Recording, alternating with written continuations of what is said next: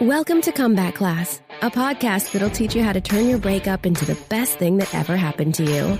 And now your host, Lauren Lewis. Welcome back to Comeback Class. So excited that you are here with me this week. If you haven't gotten it yet, I made a breakup reading guide just for you, and it is filled with all of the books that I read when I was going through my breakup and having a hard time, and these books were super helpful for me, so I wanted to create something so that I could share them with you. And it's a downloadable PDF that you can get if you go to tools.theheartbreaknurse.com/breakup book list. So make sure you check that out if you haven't done that already.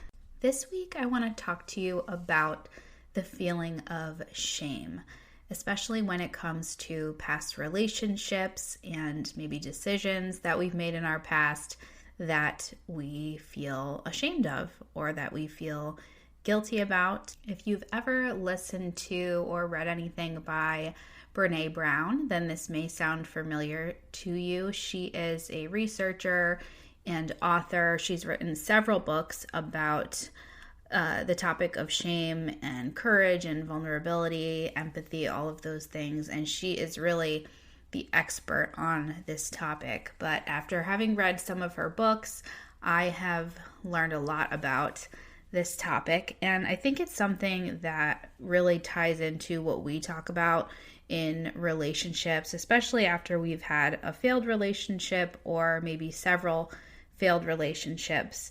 So the way that she defines it is an intensely painful feeling or experience of believing that we are flawed and therefore unworthy of love and belonging. Now that's pretty heavy, right? And not only does shame deeply affect us internally, it also shapes the way that we think about other people and relationships and just the world in general. So when we're looking at relationships, we might think, I can't believe I ever got myself into that situation. I feel so stupid. How could I have believed this person? How could I not have seen this or that about this person? It's very normal to have these feelings. But the problem is when we carry this shame with us into the present and it affects the decisions that we currently make and the decisions that we will make in the future. It will definitely hinder your personal growth and your self-acceptance. And the thing is, it's while it's natural and it's normal to a degree, it doesn't serve you to feel shame. One thing that I always like to say is, I didn't know what I didn't know. Like I've mentioned in other episodes, at one point I was in a relationship with someone who I now believe is or was a narcissist, and I was like emotionally, verbally abused and just manipulated and controlled. And, I consider myself to be a pretty intelligent person and pretty understanding of people. And I couldn't see through that in this person. I maybe I could at the time, but I just didn't want to. And for a while, I felt a lot of shame about that. I felt really stupid, honestly, that I didn't see this as it was happening and get out of it sooner than I did. But what I realized is, like I said, I didn't know what I didn't know. When you meet someone, you don't necessarily know that they're going to have all these qualities and characteristics that are going to be super negative, and those things kind of reveal themselves over time. So I was able to forgive myself for getting into that situation because I didn't know. I just didn't know. And now that I know better, I do better and I can recognize those signs. But had I not gone through that experience, I probably wouldn't be able to do that now. And you might feel shame because maybe you were in a relationship for a really long time that you're now out of, and you think, why did I wait so long? Why didn't I end this months, years, maybe decades ago? And while I do want you to be able to learn from those experiences, harping on it And feeling these feelings of shame and guilt about it are not going to help you any, because like I think I've mentioned this phrase before too, it's spilt milk. It's over, it's done. You can't put it back together. All you can do is learn from it and understand that every single day we are given new opportunities to make decisions. So utilize the knowledge that you now have to make different decisions, to maybe look at things a little bit differently. And isn't it interesting that we are so much more likely to participate in negative self-talk as opposed to positive self-talk? Like, I can't believe I was so stupid, or I don't like this about myself, or why do I always act like this? Why do I always talk like this? And we're so incredibly hard on ourselves. And that type of thinking just does not serve you at all. It might feel natural to lean into those feelings, but you don't have to. You always have a choice in how you decide to talk to yourself. So when you talk negatively to yourself and you have all this self-blame and self-criticism, all it's doing is holding you back from becoming the person that you want to be, the person that you are meant to be. And the way to change this, to change negative self-talk, is to reframe those negative thoughts. And doing this you'll develop more self-compassion and more self-awareness. You need to think about yourself as if you are thinking about maybe your child or your friend. Would you talk to them the way that you talk to yourself? If you're someone that does a lot of negative self-talk, you would probably say, no, absolutely not. I wouldn't do that. So why do it to yourself? It's important to remember that making mistakes is part of the human experience. And when you start to embrace your imperfections and give yourself some grace, you will find more peace. We are going to be continuously learning for the rest of our lives, which also means that we're going to continue to make mistakes for the rest of our lives. And that's okay, because that's how we learn. That's how we learn about ourselves. That's how we learn about other people. And it's natural. It's just a part of life.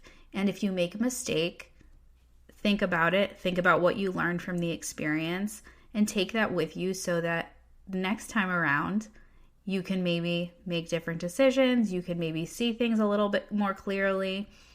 It's just living and learning. That's really all it is. And what I don't want you to do is just spend time dragging around this guilt and shame, because it's, number one, not serving you, and number two, it's not going to get you in the place where you want to be.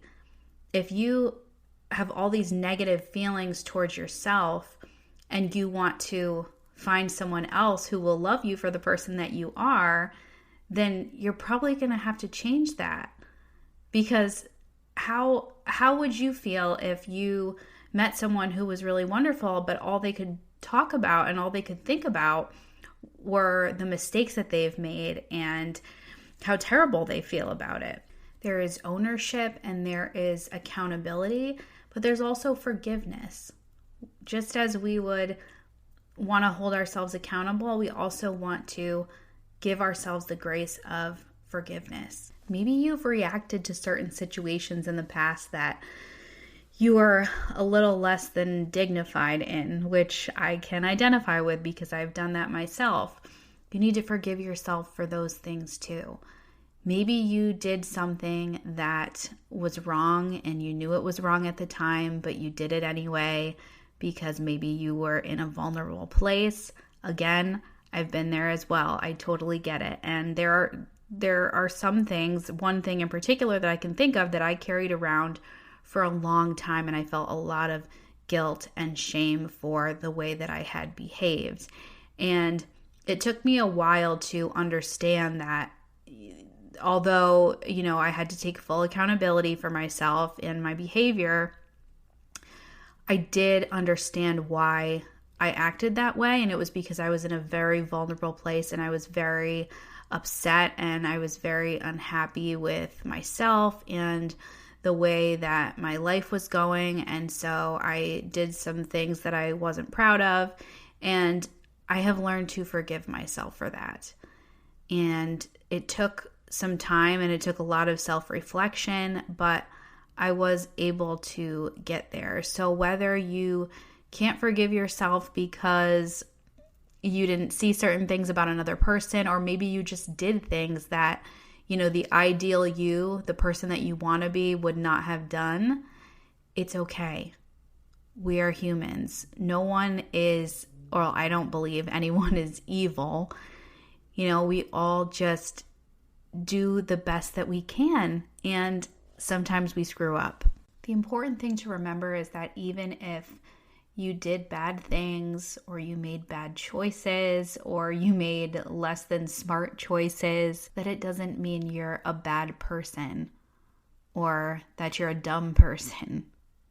It just means that you're a person, because it happens to all of us at some time or another. And there are some people who are able to do self-reflection and forgive themselves, and there are some people that are so buried in their shame that they may start to take on self-destructive behaviors, and that can turn into even more problems. So if you're feeling really weighed down by these feelings of shame and guilt, then it may be a good time to start talking about it, either with people that you trust, like friends or family members, or a therapist or a coach.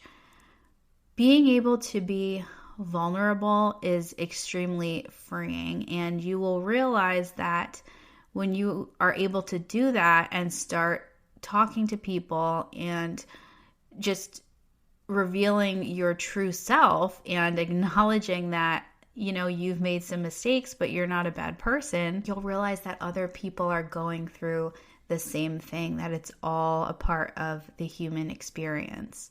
I don't think I've ever been a part of a support group before, but I would assume that this is a lot of what is dealt with in those kinds of groups and those situations. And I think that can be so helpful, just to know that you are not alone in your feelings. So finding people that you can trust and seeking support is going to be really helpful in getting you through this shameful period that you may be experiencing.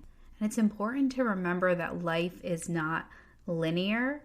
Like, we're going to have experiences and they're going to teach us lessons, and then we're going to use those lessons and have new experiences, and then we might learn new lessons and then have different experiences, and it just kind of ebbs and flows like that. It's not like you make one mistake and you learn from it and you never make another one again.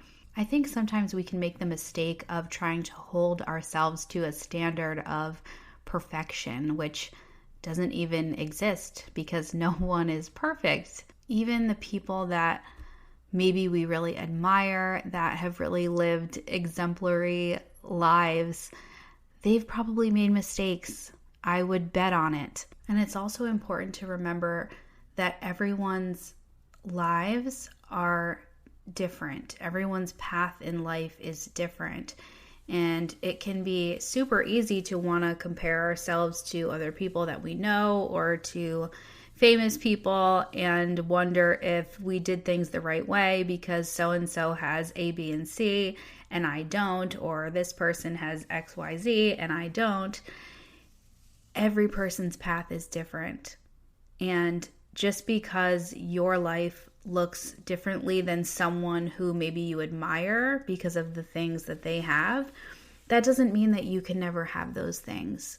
It just means that your path might look a little bit differently in getting there. And it's often those really difficult experiences that shape who we are. Like, I don't think it's a coincidence that the people that are the kindest and the most empathetic are also the ones who have experienced incredibly painful experiences. And I'm not saying that you have to go through super painful experiences to be a kind, empathetic person, but it's just different when you know what it feels like, and you're able to empathize with others on a whole nother level. So think about where in your own life you have had these experiences where you're feeling shame, you're feeling guilt, you feel like you were not operating as the person that you know you can be or that you want to be, and allow that self-forgiveness, allow that self-compassion. Practice your changing your self-talk. If you're someone who talks negatively about yourself to yourself, I encourage you to stop doing that because it's not serving you, right? Instead, you can be grateful for the lessons that these things have taught you and be more empathetic both towards yourself and towards other human beings, right? I truly believe that forgiveness, both for yourself and for others who you feel have wronged you in some way, it is just so incredibly freeing when you can say, this is what happened, it's in the past, this is why, this is what I've learned from it, and just be able to release it and to move on. You will feel so much better, you will feel so much calmer, and you will have so much more peace. Getting through this kind of stuff can be challenging, and I definitely recognize that. I've definitely been through experiences myself where I have felt guilt and I have felt shame, and I know that it can be hard, but that's why it's so beneficial to seek support for these things. If you really want to sort through your stuff and your past relationships and just really get on track to getting towards the life that you really want for yourself, I want to let you know that I have opened my coaching program this week. We just opened it. It's the Women's 13-Week Breakup Bounce Back program. So that just opened. It is going to be 13 weeks of private one-on-one coaching with me. So we're not doing a group program, so you won't have to compete with other people so that you can ask your questions and talk. It's just going to be you and I. And the first session will be about an hour and a half so that we can kind of go over everything and what you want to get out of the program, what you're struggling with. After that, we will have 12 weeks of one-on-one coaching calls. So we'll meet for an hour on Zoom every week and have our coaching calls. You will also have unlimited email access to me with a 24-hour response time. And you're going to get access to my course, The Heartbreak Hero.